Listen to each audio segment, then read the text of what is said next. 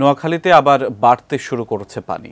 সেনবাগে আছেন সহকর্মী মনিরুল ইসলাম মিন্টু। বিস্তারিত জানতে আমরা যুক্ত হচ্ছি তার সাথে। মিন্টু, সুপেয় পানি, খাবার এবং ওষুধের সংকট দুর্গত এলাকায়, বিস্তারিত আপনি আমাদের আরো জানাবেন।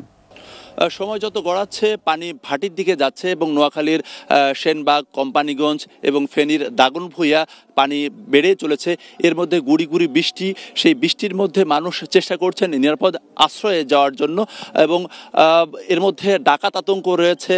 ডাকাত আতঙ্কের কারণে মালামাল সেটি ঘরেও রাখতে পারছেন না বা তারা ঘরেতেও থাকতে পারছেন না। এর মধ্যে চেষ্টা যে মালামাল নিয়ে নিরাপদ আশ্রয়ে যাওয়ার জন্য এখানে স্থানীয় পর্যায় থেকে শুরু করে বিভিন্ন জায়গা থেকে স্বেচ্ছাসেবকরা তারা আসছেন এবং তাদেরকে যে একেবারে প্রত্যন্ত এলাকায় যারা রয়েছেন তাদেরকে চেষ্টা করছে উদ্ধারের। কিন্তু যেটি সমস্যা হচ্ছে যে উদ্ধার করার জন্য যে নৌযান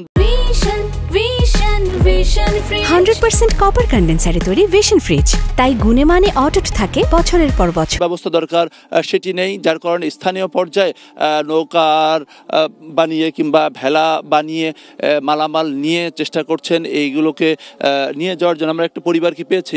আপনারা কোথা থেকে এসছেন? সেনবাগ কলিবাড়া থেকে। আচ্ছা আচ্ছা, ওখানে পরিবেশ কি অবস্থা?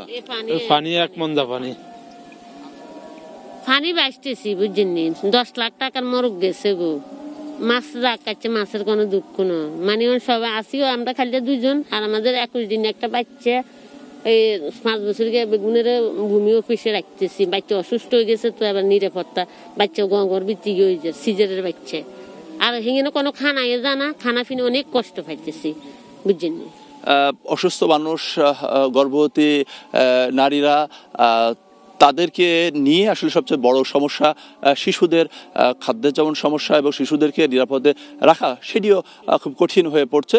এর মধ্যে চেষ্টা চলছে এই পরিস্থিতি মোকাবেলা করার জন্য।